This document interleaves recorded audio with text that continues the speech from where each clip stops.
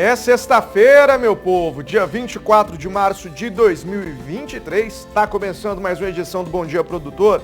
Hoje com imagens ao vivo da capital do Rio Grande do Norte, a cidade de Natal. Nesse momento, o céu aí com algumas nuvens, a previsão para hoje é sol, alternando com pancada de chuvas e possíveis trovoadas. O volume previsto não deve ultrapassar os 10 milímetros, temperatura mínima de 24 graus, com a máxima em 30 graus. Tá no ar mais uma edição do Bom Dia Produtor e você é meu convidado mais do que especial para acompanhar as melhores e principais informações do agronegócio até as 9h30 da manhã pelo horário de Brasília. E no programa de hoje nós vamos falar sobre a vigilância dos suídeos em Goiás. A Agência Goiânia de Defesa Agropecuária iniciou um novo levantamento para a vigilância de doenças que acometem os suídeos. A Associação Brasileira dos Criadores de Cavalo Manga Larga promoveu no último final de semana um simpósio para discutir o mercado do equino e as características de uma das principais raças nacionais. E mais, a China derruba o embargo e volta a importar carne bovina do Brasil. Os embarques estavam suspensos desde fevereiro por causa de um caso atípico do mal da vaca louca. Cotações, bons negócios, as principais informações do agro, tudo isso e muito mais informação, você sabe que é só agora, né? Bom dia, produtor.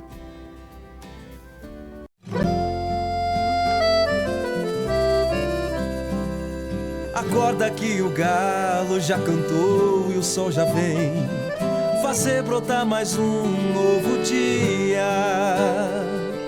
Lenha no fogão, café pra esquentar e a bicharada no quintal. Bota pra molhar, tira leite no curral, arreia o cavalo, tem gado pra campear.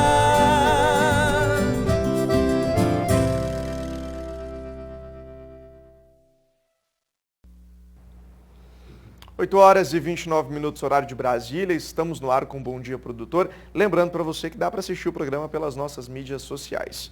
Começando hoje com o destaque da nossa capital federal, o ministro da Agricultura, Carlos Fávaro, já iniciou a agenda dele na China. Quem traz os detalhes é a repórter Flávia Rabelo.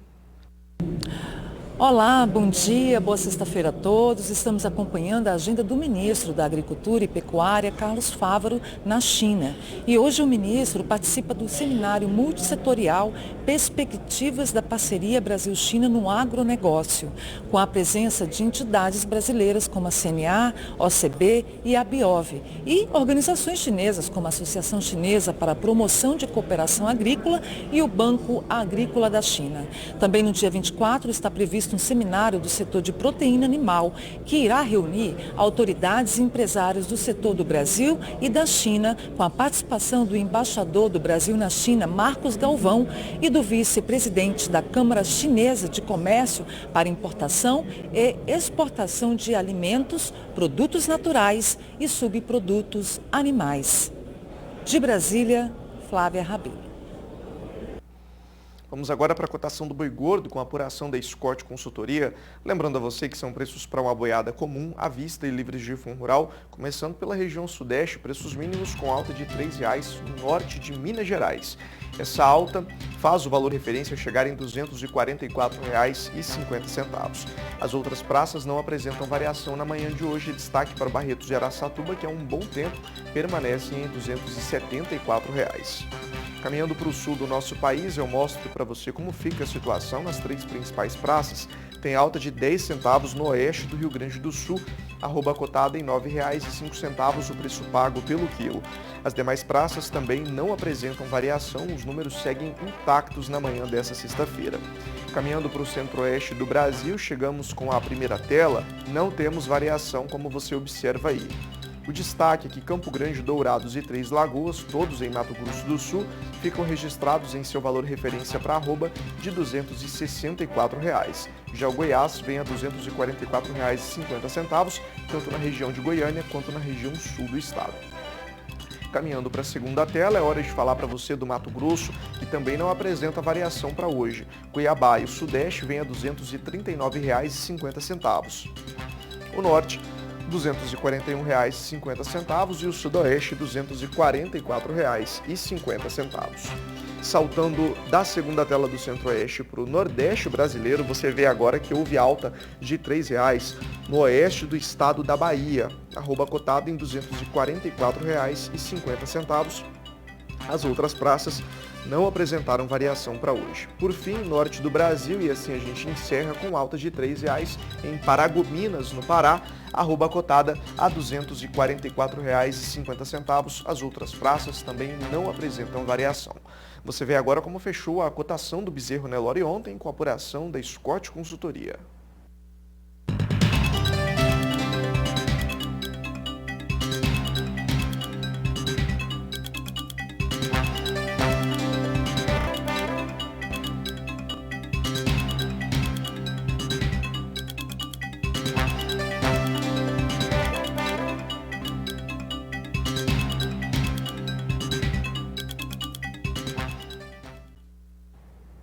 Em Goiás, a Agência Goiânia de Defesa Agropecuária iniciou um novo levantamento para vigilância de doenças dos suídeos, com a coleta de amostras de animais em todas as regiões do estado. O trabalho dos técnicos da Agrodefesa começou nesta propriedade rural que fica em Goiânia. A fazenda foi escolhida porque a proprietária comercializa os animais na região. A ação faz parte do Plano Integrado de Vigilância de Doenças de Suídeos e segue a recomendação técnica do Ministério da Agricultura. Para este trabalho, são coletadas amostras de sangue dos porcos adultos. Tudo é acompanhado de perto pela proprietária dos animais. Eu acho que tudo que é para a saúde é importante, né? E eles falaram que é a questão da prevenção da gripe suína, né? Que ainda, graças a Deus, não tem no Brasil, mas eles já estão prevenindo, né? Vão tá colhendo o sangue dos animais para fazer uma prevenção. E a senhora acha que é importante fazer isso? Muito importante, muito importante. É igual vacinar, né? Tudo isso é importante, a questão da prevenção. O material coletado aqui será para testes de sorologia e inspeção clínica. Ao todo, serão analisadas amostras de 2.400 animais em todo o estado. A partir daqui, as amostras serão levadas para um laboratório em Goiânia. O principal objetivo é investigar 3 doenças, mas principalmente a peste suína clássica. O objetivo é garantir que o estado continue como zona livre desta doença. Então a gente tem o objetivo de investigar 3 doenças principais, que é a síndrome respiratória dos suínos, peste suína clássica e peste suína africana. E aqui em Goiás, tem alguma doença que prevalece, alguma doença que o Goiás ainda não... Vocês estão, no caso, fazendo um monitoramento, seria isso? Isso, é o que a gente chama de vigilância ativa. Então nós estamos, como se fosse vigiando mesmo para o agente não entrar. Então nós fazemos essa vigilância para demonstrar até para os órgãos internacionais que o estado de Goiás ele é livre da doença. A peste suína clássica é uma doença infecciosa, com uma elevada taxa de contaminação e que afeta todos os suínos. A enfermidade pode causar hemorragia e levar o animal à morte, causando grandes prejuízos. Esse trabalho também será feito com animais selvagens, como os javalis. As amostras de sangue serão coletadas até o dia 30 de junho. Esse trabalho da Agrodefesa será feito ainda em 238 propriedades rurais em todo o estado. De Goiânia, Ana Paula Bellini. Após um mês da maior chuva já registrada na história do Brasil, que deixou 65 pessoas mortas, 28 feridas e milhares de desabrigados e desalojados no litoral norte do estado de São Paulo, a Defesa Civil segue mobilizada em apoio às famílias que foram afetadas pelas chuvas. De acordo com a Defesa Civil de São Paulo, um total de R$ 7 milhões serão repassados aos municípios atingidos pelas chuvas para ações emergenciais. Uma força-tarefa foi montada e cerca de 700 pessoas se mobilizaram para as ações de resposta e salvamento. Em apenas 15 dias após o desastre natural, a rodovia Mogi-Bertioga já estava reconstruída e completamente liberada ao tráfego de veículos. Cerca de 1.100 pessoas foram acolhidas nos abrigos temporários. Em seguida, todas essas pessoas foram realocadas em hotéis e pousadas da cidade. Agora, as primeiras famílias já foram transferidas para um conjunto habitacional entregue em Bertioga. Até o momento, 37 famílias já foram realocadas e permanecerão até que as novas moradias definitivas sejam entregues em São Sebastião. Uma vila de passagem também será construída para acolher as demais famílias. Desde as primeiras horas da tragédia, a Defesa Civil do Estado e o Fundo Social começaram a enviar materiais de ajuda humanitária para a região. Ao todo, foram destinadas 364 toneladas de itens distribuídos em 81 viagens realizadas com apoio de caminhões e ônibus. Também foram arrecadados cerca de R$ 1.800.000 pelo Fundo Social. O valor será destinado às famílias afetadas. De Araçatuba, São Paulo, Gustavo D'Angelo.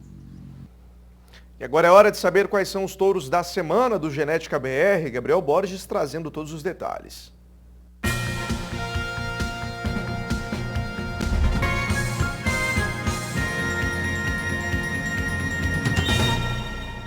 E a ação Touros da Semana está bombando aqui na programação do Sistema Brasileiro do Agronegócio, que são 5 reprodutores todas as semanas aqui, taurinos e zebuínos, da melhor qualidade para você em promoção. É isso mesmo, você pega touro de até R$ 35, vendendo por 20, por 15, é uma oportunidade única. E essa semana nós estamos trazendo aqui uma bateria Golias, touros espetaculares a R$ 20 a dose. Lembra que na ação Touros da Semana existe uma regrinha, pedido mínimo de 200 doses e máximo de 100 doses por touro. Mas vamos parar de conversa? Vamos ver os touros lá? Me acompanha aqui. Olha que oportunidade que a gente está trazendo aqui para você. Olha só. Tango do Golias, linhagem do Banguê, esse aqui traz o leite da Mundo Novo e o leite do Nelore do Golias. Mármore do Golias, terceiro ano consecutivo que ele crava o terceiro maior marmoreio da raça, tem mais de 22 pontos de EGS. Aqui, segundo marmoreio da raça Nelore, o grande mancha d'água Rubi do Golias, filho da Admirada, a mãe dele 10,3 de marmoreio. Tá vendo o reduzido aqui, que de reduzido só tem um nome? Esse é um filho do Jamanta, C2569, na Atina do Golias. Olha que espetáculo esse reprodutor. E vamos terminar a cereja do bolo com o campeão de área de olho de lombo da raça Nelore, que é o grande Etrusco do Golias. Etrusco do Golias que tem nada mais, nada menos, meu amigo, de 170,54 de área de olho de lombo. Então tá aí a grande promoção da ação Touros da Semana, bateria Golias. Então, não perca a oportunidade, porque os touros falam por si e o preço realmente é super convidativo. Toda a bateria que você está vendo aqui por R$ 20 a dose. Lembra das regras? Pedido mínimo de 200 e máximo de 100 doses por touro. Acompanha a nossa programação e não perca a oportunidade do bom negócio.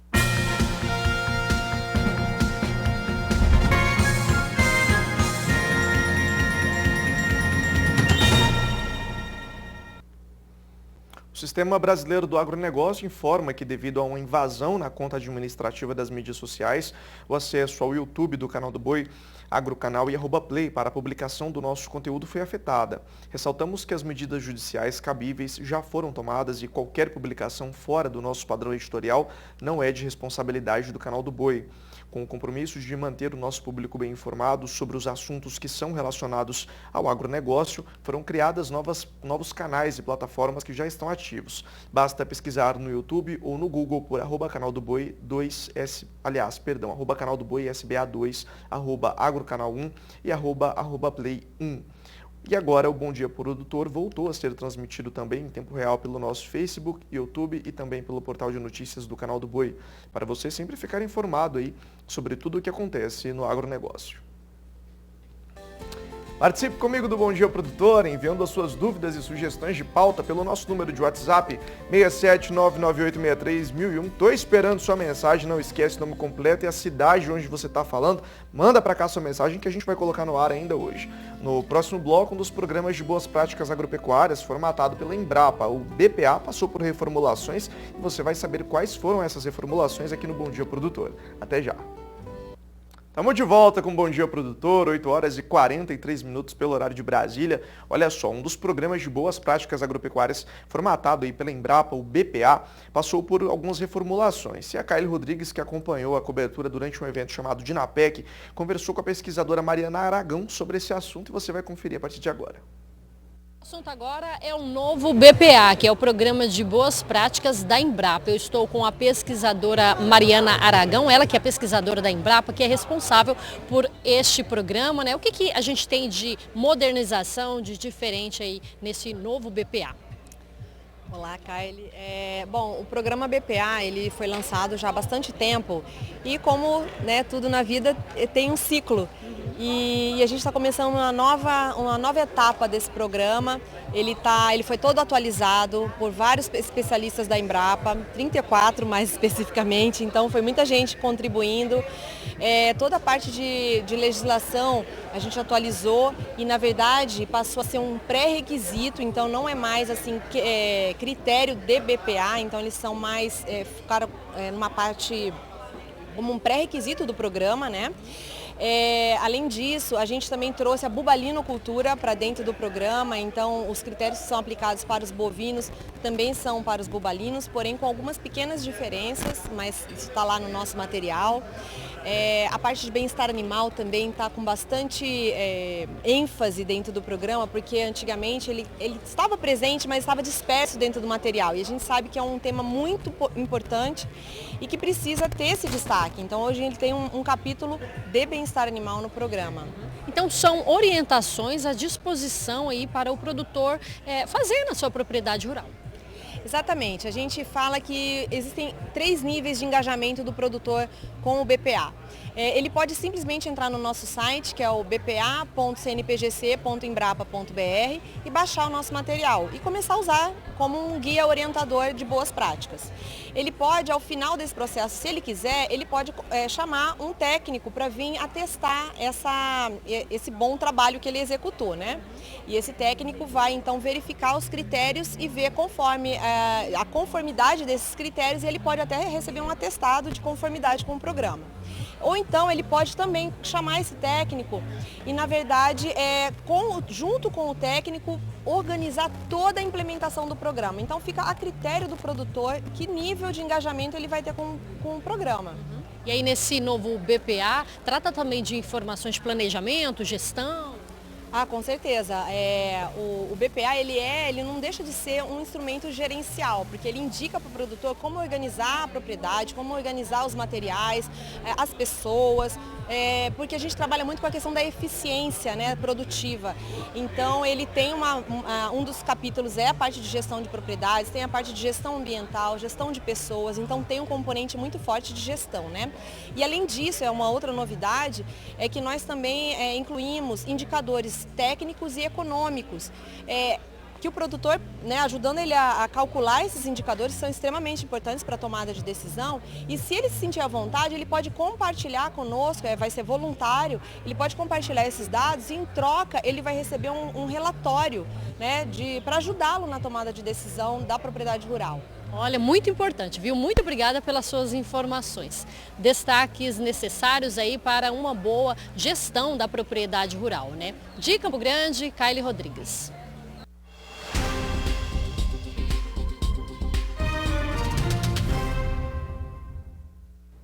E por aqui é hora de falar de previsão do tempo com a Júlia Marques no quadro Agroclima.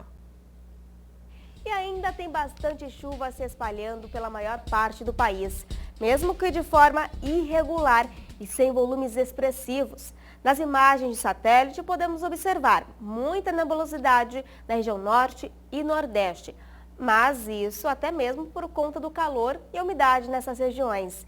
E claro, também pela atuação da zona de convergência intertropical. As áreas atingidas pela chuva são em especial o Acre, sudeste do Amazonas, Pará, norte do Tocantins e também Maranhão, com volumes que podem variar entre 30 e 70 milímetros. E olha só, ainda sob efeito da frente fria. Inclusive, a chuva persiste no sul do país, mas de forma irregular e mal distribuída. Em Porto Alegre, aumenta a chance de pancadas de chuva forte. Nas outras áreas, o tempo fica mais seco. E falando em Porto Alegre, as temperaturas seguem elevadas por lá, previsão de 32 graus. Agora as outras áreas do país, olha só, São Paulo tem 30 graus, 29 Fortaleza, 31 Manaus e a capital mais quente, Cuiabá, com 35 graus. Esse tempo quente e seco pode favorecer o desenvolvimento de algumas pragas. Nos próximos dias, o tempo vai continuar instável no sul do Brasil, devido à passagem não de uma, mas de duas frentes frias, uma já avançando agora e a outra se formando no final de semana.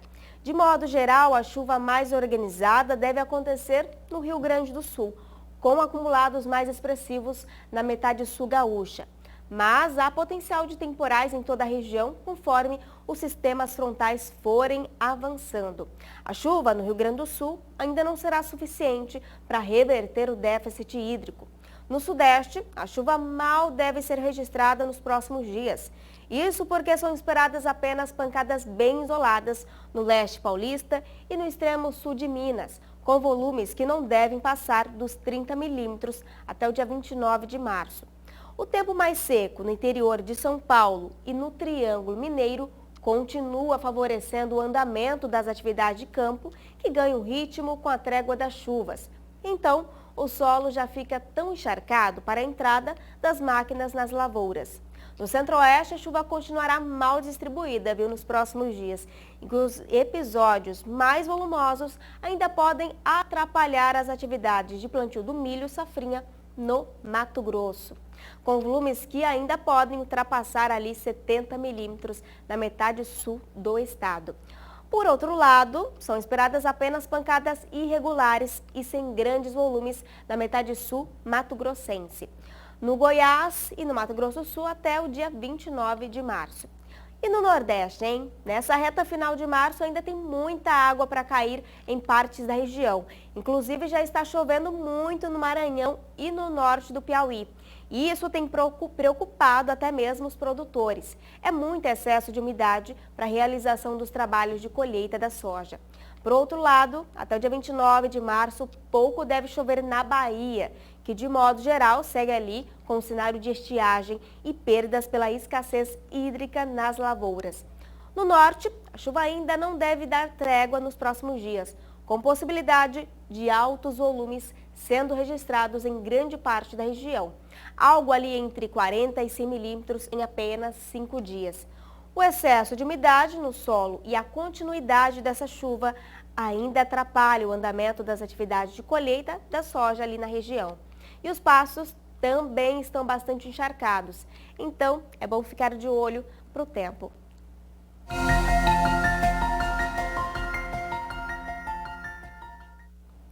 E agora chegou aquele momento mais esperado do você aqui no Agroclima. E a previsão do tempo hoje vai para o Alci. Ele mora em Lagoa do Barro, do Piauí. Alci, agradeço muito pela sua participação.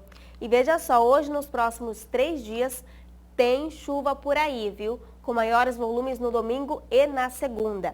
Máxima hoje 30 graus e a mínima 21. Essa outra previsão aqui vai para o Sérgio Lustosa, de Palmas, Tocantins. Sérgio, também agradeço a sua participação. Mesma condição da previsão anterior, com chuva hoje e nos próximos 3 dias. Os maiores volumes no domingo e na segunda. Máxima desta sexta, 31 graus e a mínima fica ali, na casa dos 21.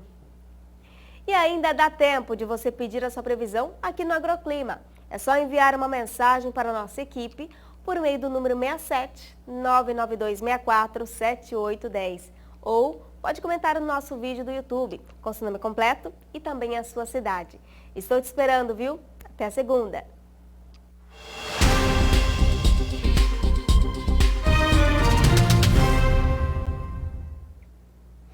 Os benefícios do sistema plantio direto na palha não se limitam apenas a uma maior produtividade agrícola e a preservação do meio ambiente, mas contam com impactos positivos também na economia local e com ganho social.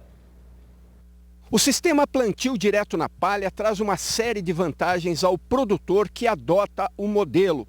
principalmente com relação à qualidade do solo e maiores produtividades, além de conservar o principal patrimônio do produtor, que é o solo.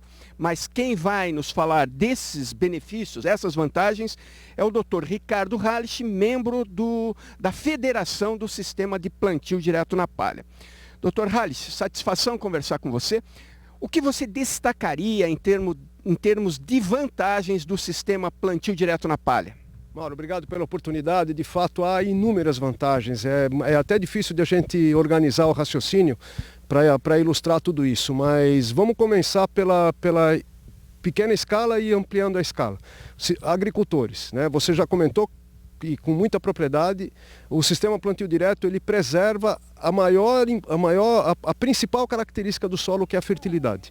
E aí nós estamos considerando a fertilidade de uma concepção biológica. A fertilidade ela é essencialmente biológica e o sistema plantio direto permite que nós preservemos e até alimentemos, aumentemos essa atividade biológica do solo, consequentemente a sua fertilidade. Então isso é de interesse direto dos agricultores. E como é que isso funciona?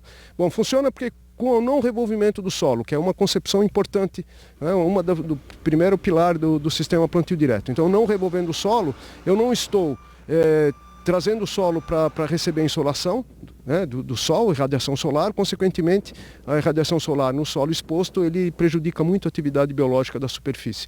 Então, não revolvimento do solo. Cobertura permanente do solo. Então, estou protegendo o solo do clima, né, sol e chuva. Então, eu estou propiciando essa atividade biológica e principalmente rotação de cultura, diversidade de plantas no sistema para alimentar toda essa atividade biológica do solo, consequentemente a fertilidade. Além de preservar a fertilidade do solo, o sistema plantio direto na palha minimiza os problemas de quebras de safra, trazendo maior estabilidade econômica tanto para o produtor rural como para a região onde o sistema está implantado.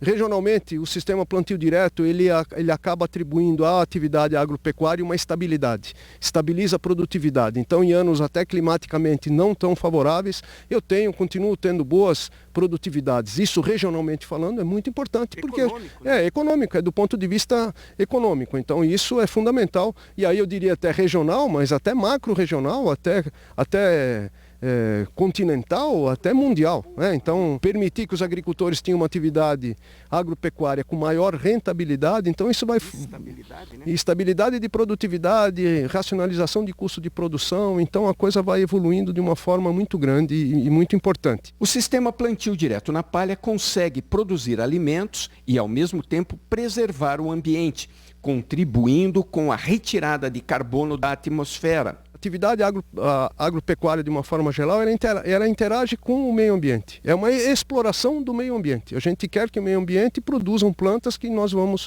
extrair e vamos industrializar, vender ou coisa do tipo. Então nós estamos interagindo com o meio ambiente. Então vamos pensar como é que isso acontece na lavoura. Então o agricultor, ele é um ator fundamental nisso, ele é importantíssimo nessa equação. Como é que nós conseguimos equacionar a relação do solo, por exemplo, com a atmosfera, do solo com a água? Conservando o solo, conservamos a água e com essa atividade que nós propiciamos, sem revolvimento do solo, cobertura permanente e rotação de culturas, podemos até olhar essa situação que nós temos aqui. Então, o que nós temos aqui? Nós temos um sistema que está cobrindo o solo, protegendo totalmente o solo, e se nós olharmos aqui uma toceira dessas plantas que já teve aqui, então essa raiz está alimentando toda a atividade biológica e ela vai propiciar condições favoráveis para a próxima cultura. Então nós estamos integrando essa atividade, entre elas as safras sucessivas e a rotação de cultura, alimentando e propiciando essa fertilidade. Porém, eu estava dizendo, a interação com o clima e com a atmosfera. Então esse material aqui é uma extração de carbono da atmosfera. E essas raízes que nós tiramos aqui é carbono que foi extraído pelas plantas da atmosfera. Isso aqui vai ficar onde? Essas raízes, quando elas já estão mortas? Elas estão se decompondo e ficaram no solo como matéria orgânica. Então eu estou extraindo carbono da atmosfera. Vejam a dimensão do que nós estamos falando. Nós estamos falando de um sistema de produção, produzindo matéria-prima, ou seja, alimento, fibras, energia e ainda conseguimos preservar e preservar todo o meio ambiente. Retira carbono da atmosfera, que hoje é o tema talvez mais sensível, né? Mas preserva a água também, porque a água passa pelo solo e um solo bem conservado vai proteger essa água também. Então eu tenho uma lógica aqui em que o sistema agropecuário ele está favorecendo e contribuindo para todo o que hoje se chama das mudanças climáticas, mas a preservação dos recursos naturais. Um sistema agrícola bem-sucedido, conservacionista e rentável, valoriza o campo e gera o interesse dos jovens em trabalhar na atividade, invertendo a lógica do êxodo rural. E isso é uma coisa muito importante que a agropecuária está fazendo. A gente tem visto esse movimento no Brasil, inclusive com as novas gerações revalorizando a atividade agropecuária, então os jovens voltando para o campo, coisa que até pouco tempo a gente via justamente ao contrário, o jovem indo para a cidade, hoje ele está voltando para o campo. Então veja a dimensão do que nós estamos falando. Essa revolução que o sistema plantio direto proporcionou para a agropecuária brasileira e como o Brasil pode se tornar o grande ator, o grande protagonista dessa equação com o ambiente social e a importância disso tudo. Então, é uma grande oportunidade que nós temos. O sistema plantio direto na palha está na base de uma série de questões, tanto ambientais, sociais e também econômicas. Tudo isso em plena evolução e o Brasil é o grande protagonista dessa revolução. De Londrina, no Paraná, Mauro Andrade. Antes do intervalo, quero lembrar que você nos acompanha pelas mídias sociais e ainda acompanha o canal do Boi na NET, claro, canais 190 e 690. Final de semana tem canal do Boi pelo Sky, pelo número 241 e o Agro Canal no número 161. Vou para o intervalo comercial, destaco para você daqui a pouco que o Brasil obtém sinalização para retomada de exportações de carne bovina para a China. Até já. Bom dia, produtor, está de volta. Eu já quero convidar você para conferir junto comigo uma entrevista que foi ao ar no Agricultura BR com a CEO da Agrifato, consultoria, a Lígia Pimentel, sobre a liberação dada pela China das importações de carne bovina brasileira. O assunto é destaque na nossa programação e você confere a partir de agora junto comigo. Justamente sobre este assunto que nós vamos conversar agora ao vivo com a Lígia Pimentel, sócia fundadora da Agrifato, participa ao vivo conosco pela internet do Agricultura BR aqui no canal do Boi. Lígia, o ministro ele encerra falando a respeito das comemorações em torno deste elemento e aí da volta, né, claro, das exportações, da possibilidade de exportar carne bovina para a China. Este é um momento que é importante, era esperado, veio até rápido dentro ainda do mês de março. Como que pode-se avaliar este cenário agora? E a pergunta que fica, existe uma demanda reprimida chinesa por carne bovina? Dá para dizer isso, Lígia? Boa tarde, seja bem-vinda. Boa tarde, obrigada. O caso veio, sim, em linha com as expectativas, acho que especialmente as nossas aqui internas. O mercado comentava muito de uma reabertura ainda mais rápida, né? Ainda naquela conferência que o ministro fez, aquela videoconferência que o ministro fez logo depois que saiu a contraprova do laboratório canadense, né? Mas, de fato, acho que estava um pouco apertado. Nossa visão naquele momento era que tinha acabado de sair a contraprova, a Organização Mundial de Saúde Animal, na sequência, mas ainda 2 dias depois, manteve o status de insignificância de risco para o Brasil para essa doença, né, a vaca louca, na sua modalidade clássica, né, na sua manifestação clássica. Então, ficou provado ali que o Brasil não tinha risco sanitário. E no dia seguinte, isso aconteceu entre sexta e terça-feira. Na quarta-feira de manhã, o ministro teve uma reunião aí com as autoridades chinesas. A gente falou, puxa, acho que está um pouco apertado, acho que a China é um pouco mais burocrática do que isso, vai querer analisar os documentos, tudo que vai receber ali empacotadinho, né? E talvez deva ficar para a viagem da missão brasileira à China. E de fato foi o que aconteceu. Essa expectativa interna aqui da Agrifato se concretizou, tá? E agora a gente deve retomar os embarques. Nós tínhamos escalas curtas, o produtor ele está com pastagem aí em boa parte das praças produtoras brasileiras, então ele estava de fato aguardando o retorno para voltar a negociar. Escalas de boi estão curtas, obviamente os frigoríficos vão querer retomar os embarques aí o mais rápido possível, e isso deve pressionar positivamente as cotações pecuárias, e nós vamos sair aí desse limbo em que a gente se encontrava por conta de um pseudo problema sanitário. Nós nem temos um problema sanitário, né? era uma ocorrência aí espontânea degenerativa que não acomete o restante do rebanho, nem o ser humano. Lígia, nessas primeiras semanas, a partir de agora, né, após a volta das exportações de carne bovina para a China, como que deve se comportar? O que pode se esperar do comportamento das ofertas da indústria frigorífica exportadora, principalmente, em relação ao boi que entra no padrão China? Olha só, como as escalas vinham encurtadas, né? Tanto os frigoríficos estavam segurando ali para não fazer escala sem poder abater esse animal, sem poder exportar essa carne, quanto os próprios pecuaristas não queriam negociar nos valores mais baixos, com componente de suporte nas pastagens, o que vai acontecer agora é uma pequena corrida para preencher essas escalas, né? Então o que a gente espera é uma firmeza do mercado, um pouquinho mais de apetite por parte dos frigoríficos, principalmente os exportadores, mas acho que vai valorizar aí praticamente para todo mundo.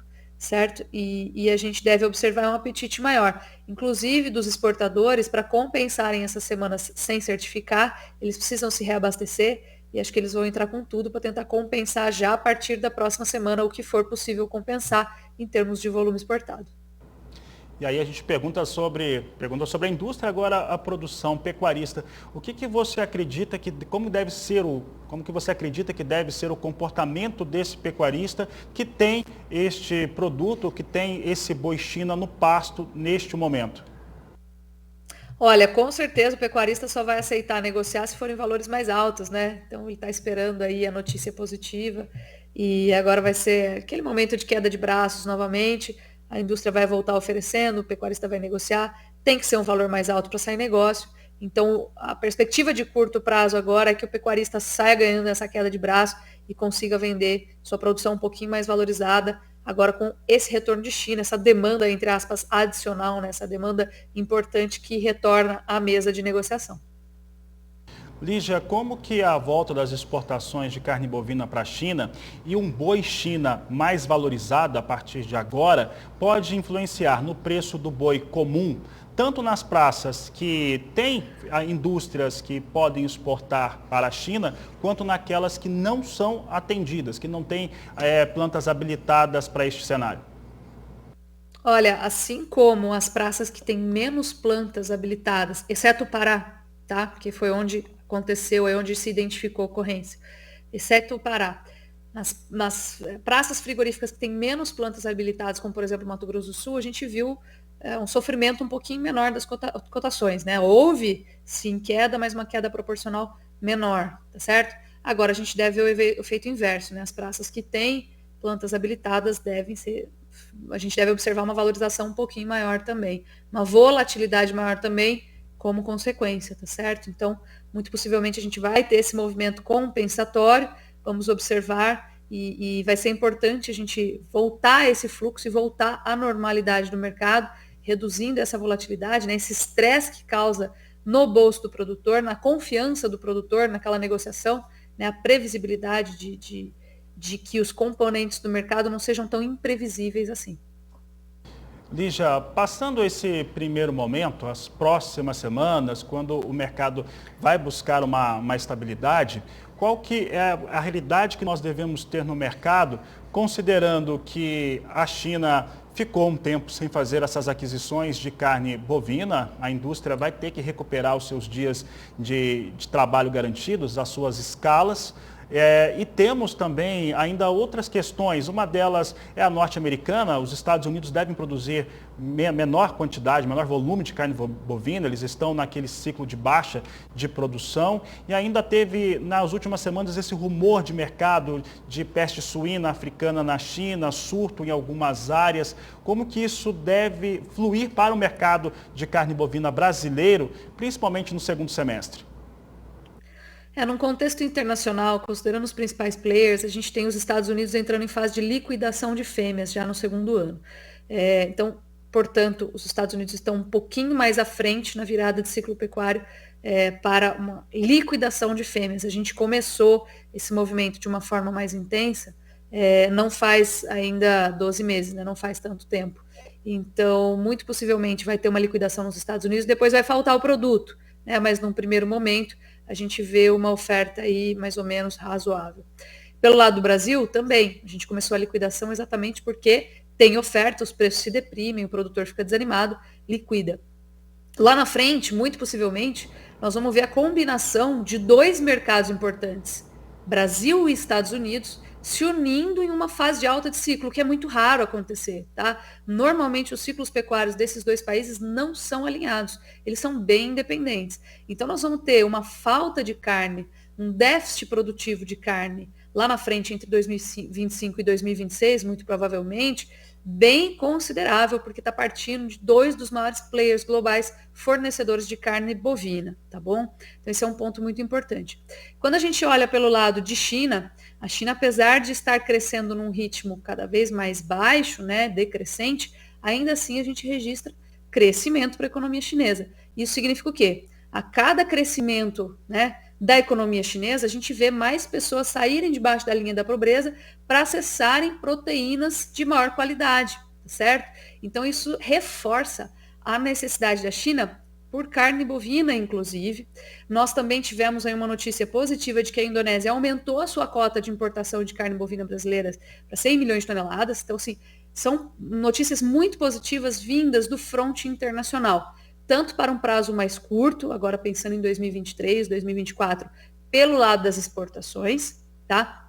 Esse cenário ainda deve se manter em 2025 e 2026, e a partir desse biênio, 25-26, a gente ainda deve unir a esse cenário uma retomada aí da alta dos preços do boi gordo, principalmente direcionada pelo ciclo pecuário, que ainda vai ser combinado com o norte-americano. Então, você veja, a gente tem para o médio prazo uma sustentação de demanda por parte do mercado internacional, apesar do nosso mercado doméstico estar bem combalido, tá bom? Nós estamos com os menores níveis de consumo per capita de carne bovina nos últimos 25 anos, mas o mercado internacional vai continuar abocanhando uma parte da nossa produção, tá? Então a gente vai continuar exportando proporcionalmente mais frente à nossa produção. E lá na frente, depois que a gente tiver liquidado fêmeas, tiver reduzido a capacidade produtiva do nosso rebanho, a gente vai voltar a ver os preços subirem, e ainda dentro de um contexto internacional positivo.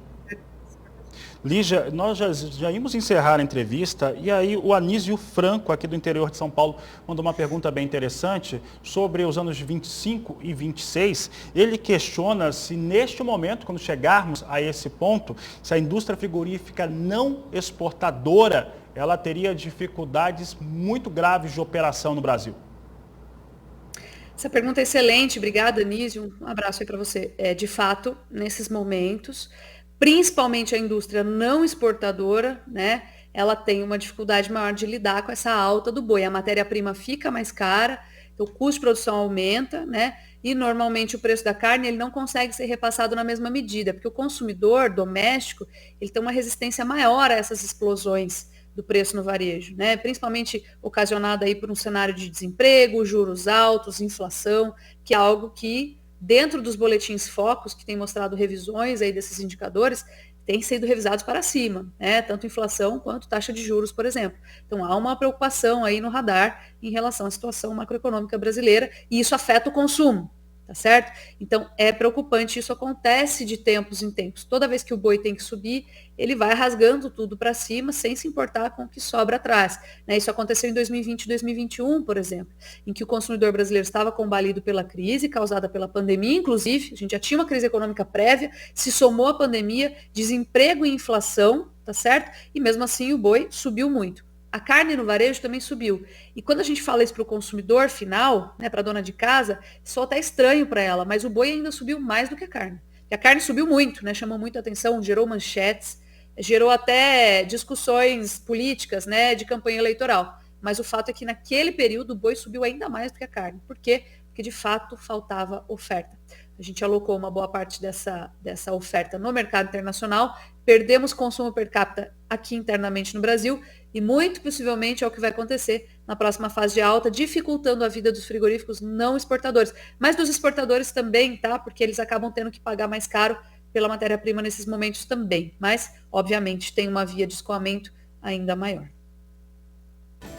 Vem participar do Bom Dia Produtor, enviando as suas dúvidas e sugestões no nosso número de WhatsApp 67998631001. Estou esperando sua participação. No próximo bloco destaco para você uma feira que aconteceu sobre o Manga Larga, e também trago destaques ainda do portal do Canal do Boi, trazendo as principais notícias da manhã dessa sexta-feira. Até já. Destaco para você que a Associação Brasileira dos Criadores de Manga Larga promoveu durante a semana passada um simpósio para discutir o mercado do cavalo e as características de uma das principais raças equinas nacionais. A reportagem é de Gustavo D'Angelo. A edição 2023 do Simpósio da Raça Manga Larga reuniu criadores, proprietários, competidores, profissionais e grandes nomes da equinocultura brasileira. O evento foi realizado no Centro Hípico de Tatuí, no interior paulista, e apresentou temas como o momento atual da raça manga larga e o futuro da criação. O simpósio foi uma oportunidade de ampla discussão, com gente de todo o pensamento. Foi um simpósio muito democrático, se levantou temas e questões muito importantes para a raça, o momento atual da raça manga larga, o que a gente precisaria fazer, quais são os próximos passos para os próximos anos que nós temos.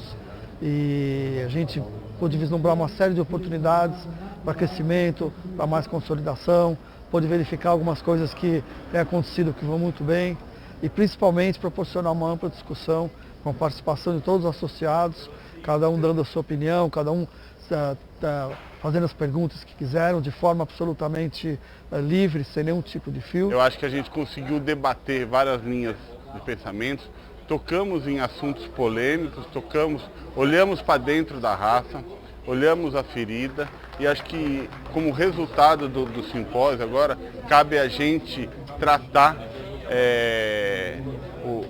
a ferida, tratar o que a gente debateu e tenho certeza que a semente foi plantada e que o ideal, como foi sugerido, é que a gente consiga fazer e realizar um simpósio pelo menos uma vez por ano, para que a gente esteja sempre atualizado e atualizando a raça. As mesas de debates realizadas durante o evento contaram com a participação de importantes especialistas do setor, discutindo sobre mercado, funções, marcha e morfologia do cavalo manga larga.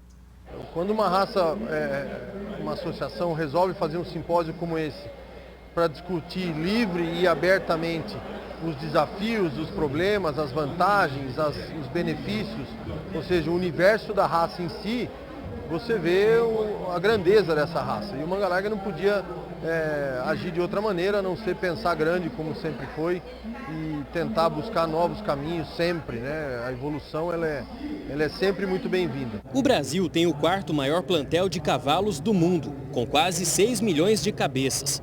Estima-se que a equinocultura movimente todos os anos cerca de 30 milhões de reais na economia do país e gere aproximadamente 3 milhões de empregos diretos e indiretos na cadeia do setor. O manga larga tem grande contribuição nesse cenário. Isso porque a raça existe há mais de 2 séculos em território nacional. E suas características individuais, como passadas e marcha, morfologia singular e explosão em arranques, tornam a raça cada vez mais adorada pelos criadores. O cavalo manga larga é um cavalo muito versátil, competente em várias funções, tanto esportivamente, quanto no trabalho, quanto nas pistas, nas provas de raça. Então eu acho que o cavalo manga larga é muito versátil e discutir sobre a função e sobre os esportes é muito importante para a gente usar essa versatilidade do cavalo manga larga. De Araçatuba, São Paulo, Gustavo D'Angelo. Dando sequência no Bom Dia Produtor, é hora de ir até a redação do Canal do Boi para conferir quais são os destaques do nosso portal canaldoboi.com. Quem chega por aqui é o Daniel Catuver, está na tela junto comigo. Meu amigo, muito bom dia para você, seja bem-vindo. Oi Vinícius, bom dia para você e a todos que nos acompanham nesta sexta-feira. A semana está quase terminando, mas por aqui a notícia não para, viu? Olha só, começo destacando a redução no preço do diesel A comercializado pela Petrobras às distribuidoras. Na quarta-feira, a estatal anunciou o barateamento do combustível e desde ontem o produto passou a ser comercializado 18 centavos mais barato. Em nota, a empresa disse que os principais motivos para esse recuo são a manutenção da competitividade dos seus preços, abre aspas, frente às principais alternativas de suprimento dos clientes e a participação de mercado necessária para a otimização dos ativos de refino, fecha aspas. Com isso, a parcela da petroleira no preço pago pelo consumidor final deve ficar aí em torno de R$ 3,45 a cada litro vendido na bomba, sem contar os demais impostos que podem ser incluídos pelos estados. Bom, e agora, mudando de assunto, mesmo com todas as dificuldades provocadas aí pela guerra no leste europeu, entre Rússia e Ucrânia, 2 importantes fornecedores de insumos, as entregas de fertilizantes para o mercado brasileiro em 2022 foram plenamente atendidas, viu? Mas de acordo com a ANDA, Associação Nacional de Difusão de Adubos, houve uma queda de 10,4% em relação a 2021, totalizando 41 milhões de toneladas, frente às 45 milhões no ano anterior. Mato Grosso liderou as compras com o maior volume do ano, atingindo 10 milhões de toneladas. Em seguida aparecem Goiás, Rio Grande do Sul, Paraná, São Paulo e Minas Gerais. Todos os detalhes estão disponíveis em nosso portal de notícias. E antes de encerrar minha participação aqui no Bom Dia, gostaria de lembrar novamente que nós estamos com um novo canal no YouTube. Na caixinha de pesquisa da própria plataforma, basta buscar por @canal-do-boi-SBA2. E claro, nós estamos também em todas as outras redes sociais. Vinícius, volto com você, desejo a todos um excelente final de semana e até a próxima. Valeu, Daniel, obrigado pela sua participação aqui no Bom Dia Produtor, excelente final de semana para você. E olha, a gente dá sequência, viu? Os embarques de carne bovina para a China retornaram à normalidade em poucos dias, é o que esperam aí os diretores da Associação Brasileira dos Exportadores de Carnes, a ABEC. A gente vai para São Paulo agora com Walter Puga Júnior, porque além da China, há outros países que já retiraram o embarque da carne bovina brasileira. Puga, bom dia para você, seja bem-vindo. Como que vai esse cenário? Olha, a princípio Itamaraty anunciou, bom dia a você, bom dia a todos, que outros 4 países já teriam suspenso, né, todo o embargo à carne brasileira. Mas vale lembrar também que nós temos um outro problema, né? Nós temos aí, ainda continuam bloqueados, né, as exportações para o Bahrein, para o Cazaquistão, para o Catar, eu tenho aqui para o Irã, para a Rússia e também para a Tailândia. Portanto, ainda permanecem alguns problemas. De qualquer maneira, a Associação Brasileira dos Exportadores de Carne confirmou que os chineses habilitaram mais 4 novas plantas para exportação de carne bovina e, a partir de agora, eles esperam que em poucos dias tudo volte ao normal. Bom, a ABEC ainda parabenizou, né, numa nota distribuída à imprensa, os profissionais do Ministério da Agricultura pelo trabalho realizado na reabertura do mercado chinês. Segundo a ABEC, as ações contaram com consultas técnicas, avaliação de riscos e total suporte, aspectos determinantes para que o governo chinês pudesse determinar, e de forma bem rápida, né, que o sistema de prevenção e controle da doença da vaca louca no Brasil está em conformidade com os requisitos relevantes de quarentena e saúde da China. Ou seja, houve uma mobilização importante, ela aconteceu e deu resultado. Agora, além da China, vou frisar, outros 4 países já retiraram o embargo à carne bovina brasileira, segundo o Ministério das Relações Exteriores, né, o Itamaraty. E ainda restam problemas com alguns países que devem suspender rapidamente, como eu disse agora. No entanto, há muita preocupação no governo com o que ocorre lá no sul do país, porque a safra brasileira de soja, por exemplo, não será tão grande quanto a princípio se esperava por conta daquela estiagem no sul do país.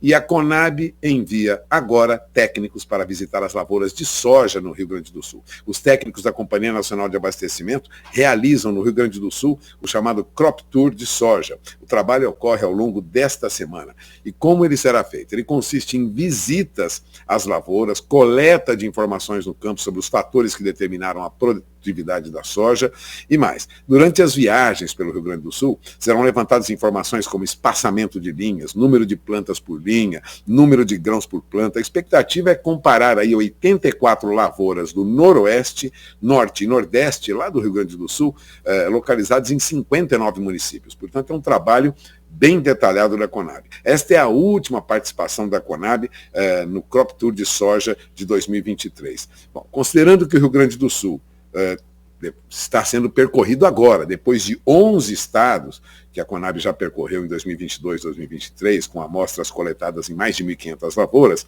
as viagens, aliás, foram divididas em 23 roteiros, com tabela de campo, realizados também por diversas empresas. O Brasil deverá ter uma mostra pormenorizada e bem melhor do que a dos últimos anos, sobre o plantio de soja. Né? De acordo com o 6º levantamento da safra de grãos 22-23, divulgado agora no início do mês de março, a produção de soja no Brasil vai estar estimada aí em mais de 155 milhões de toneladas nesta temporada, o que seria um volume pelo menos 20% superior ao registrado anteriormente.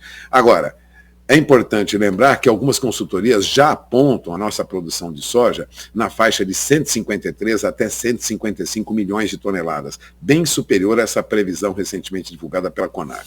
Tudo que a Conab considera é que houve uma quebra acentuada na produção do Rio Grande do Sul e que se impediu aí que nós tivéssemos uma safra superior a 160 milhões de toneladas. De olho na informação, porque isso tudo vai mostrar qual é a oferta de soja no mercado, qual é a nossa possibilidade de exportação e, lógico, o que deve ser destinado ao mercado interno, atendendo aí as demandas dos diferentes setores e agora principalmente do setor de biodiesel, né, que utiliza 70% para produzir biodiesel, vem da soja. Então é importante ficar atento, né, nesses números, que esses números podem determinar aí um bom planejamento do seu negócio no campo. Agora, são 9 horas e 27 minutos, horário de Brasília. Eu gostaria de comentar um pouco sobre dólar. Câmbio é fundamental no trabalho do homem do campo. Pode parecer às vezes que é um negócio muito distante, mas não é não. E neste momento o dólar já passa de R$ 5,33, opera acima de 5,33, uma alta de quase 0,80%.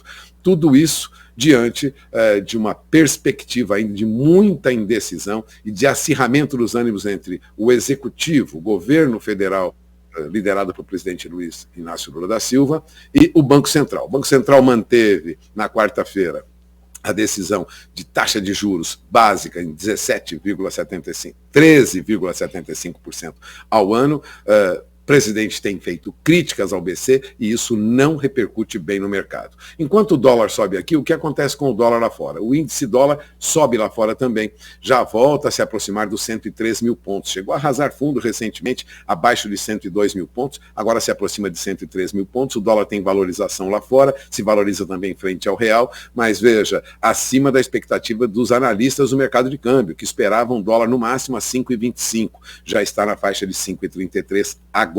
Ou seja, essa discussão entre taxa de juros, né, governo federal, né, Ministério da Fazenda e o Banco Central, que é independente e manteve a taxa de juros em 13,75% ao ano, está causando rumores negativos no mercado. Antes disso, eu gostaria de falar um pouquinho sobre Bolsa, porque o índice Bovespa teve uma forte queda ontem, fechou abaixo dos 98 mil pontos, refletindo essa decisão, né, de manter a taxa de juros alta, e o comunicado do Copom alertando que não deve reduzir taxa de juros rapidamente diante de preços em alta, ou seja, é uma maneira que o Banco Central mantém a taxa de juros em alta, maneira para controlar a inflação alta, desenfreada dos preços. Esperar para conferir o que essa situação vai gerar nos próximos dias. A demanda do mercado é que haja uma calmaria. Agora são 9 horas e 29 minutos, horário de Brasília. Eu encerro por aqui minha participação, lembrando que você terá mais informações ao longo da nossa programação no Canal do Boi. Vinícius, é com você. Valeu, Pulga, obrigado pela sua participação, excelente dia para você. Mais atualizações, inclusive, ficam disponíveis lá no nosso portal canaldoboi.com. Bom dia, produtor, vai encerrando por aqui. Muito obrigado pela sua audiência. Desejo para você um excelente final de semana. Lembrando que segunda-feira, 8h20, horário de Brasília, a gente está de volta com aquele compromisso de sempre, levar para você as melhores informações do agro. Até segunda. Tchau, tchau.